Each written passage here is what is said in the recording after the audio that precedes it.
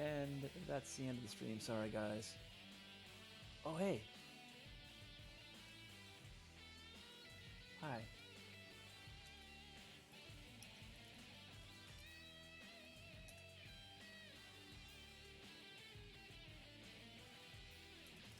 I love Bush beer. I'm going to write that. I love Bush beer is amazing.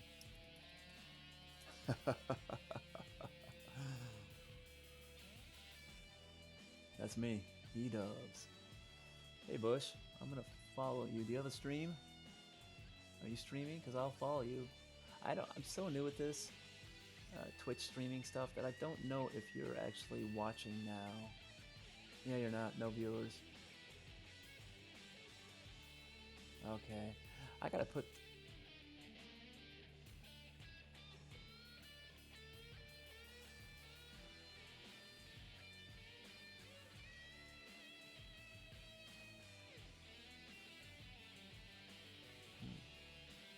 Cool. These are viewers. Awesome. Oh, hey, the words of wisdom I wanted to add. Well, let's go.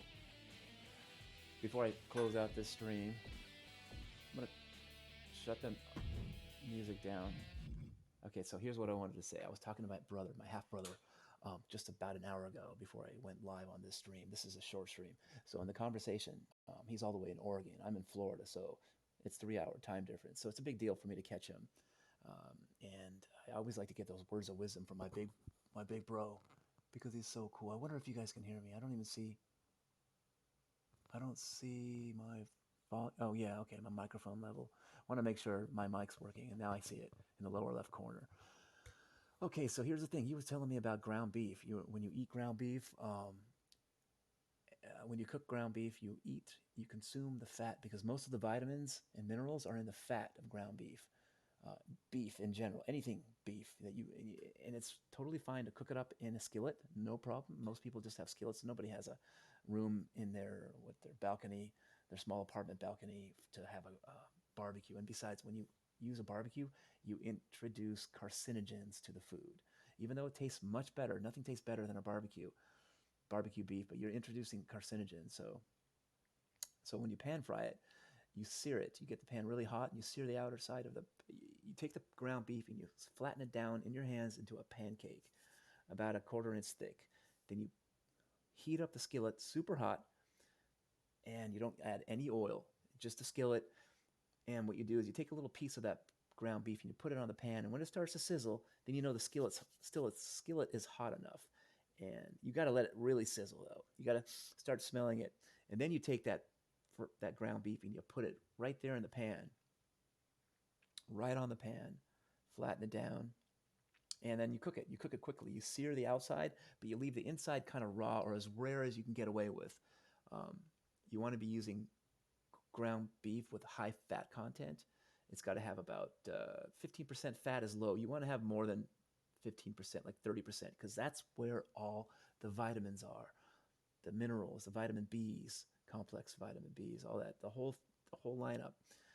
All the essential nutrients are in the fat. So you have to, as you cook the ground beef, you sear it, and you'll notice if you most of the fat evaporates anyways. There's very little fat left over, but you got to eat as much of that off the skillet as you can get because that's where the vitamins are.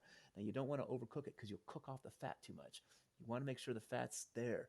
That's why you want the center of the ground beef patty to be juicy and to be pink on the inside, seared on the outside for a delicious ground beef pizza meal or whatever you call patty. And I'm telling you, eat this stuff, and you can take real butter and pour it on top of the ground beef, and you eat that because that real butter has fat. It doesn't coat your arteries. Any excess calories um, just get added to your fat reserves, but it does not end up blocking your heart or causing major issues. You don't want to have um, atherosclerosis. You don't want to have cardiac issues. You don't want to have a triple bypass or quadruple bypass, none of that stuff. You'll avoid that by eating real fat because none of that stuff ends up in your cart. It's all manufactured fat that gets in there, like hydrogenated corn oil, hydrogenated soybean oil, or fully hydrogenated rapeseed oil that you find in Jif peanut butter. Do not eat Jif peanut butter. That will give you a heart attack at some point 20 years down the road. all that stuff slowly builds up and turns into sludge, this plastic margarine. It's another word is hydrogenated soybean oil. And the worst of it is fully hydrogenated. That has plastic in it. Plastic is like a petroleum product, you know. Anyhow, it's that's my what did I call this stream? Deep thoughts. These are the deep thoughts that I wanted to add to this stream. Super important, guys. You can eat real butter and not worry about getting a heart attack. You have to just worry about getting fatter. You're going to get fat if you eat too much fat and you don't burn it off. So in the mornings, it's the best time to eat this meat and ground beef. Cook it, fry it in your skillet, your frying pan, and don't use any oil at all. And you can have eggs right there with it too, even more fat if you think you can handle it. Because I like to have more fat. It gives me if more satisfaction. I feel my brain feels more satisfied, and I can go longer without hunger pangs. I can go longer between meals, like 5 hours. And I'm an athlete. I'm a boxer, and I eat this efficiently, and my body doesn't require so much nutrition because I'm eating such good food. And this is how you lose weight. And you'll become balanced. Initially, when you switch over to this ground beef thing, you're going to want to eat a lot of it because you're going to be hungry. You're coming off of a diet of crap, of processed foods, which causes you to eat more and more. You're never fully hungry. You always feel like you need to eat more of it.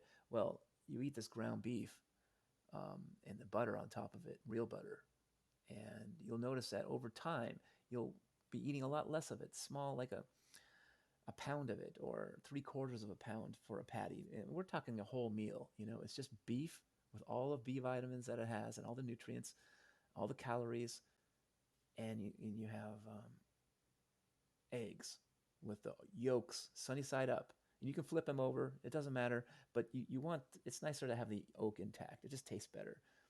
Or you can scramble them, but then there's a risk of overcooking. You don't want to overcook the eggs because you overcook things on the skillet and you could bring in carcinogenic properties. So remember that, kiddos.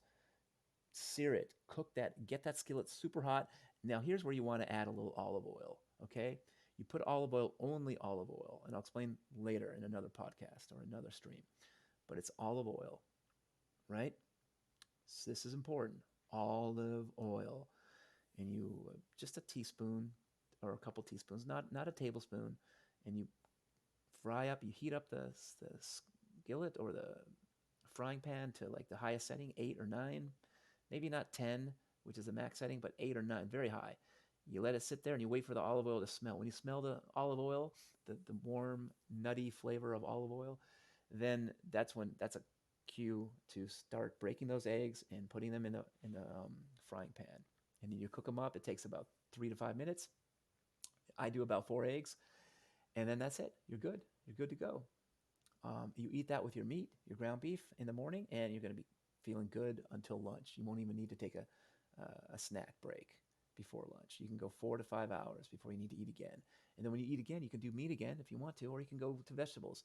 If you want to do the whole carnivore diet, you have to stick with meat, and there's a bunch of other varieties. You can't just eat meat though on the carnivore diet. You have to fry up other things, and I forget what they are. My brother told me, and I just can't remember. But that was it. That's the information. That's startling, huh? Eating fat and not having to worry about an upcoming heart attack. So that's what I wanted to mention. Okay, guys. All right, that's it. And this stream is going to end now. 1, 2, 3.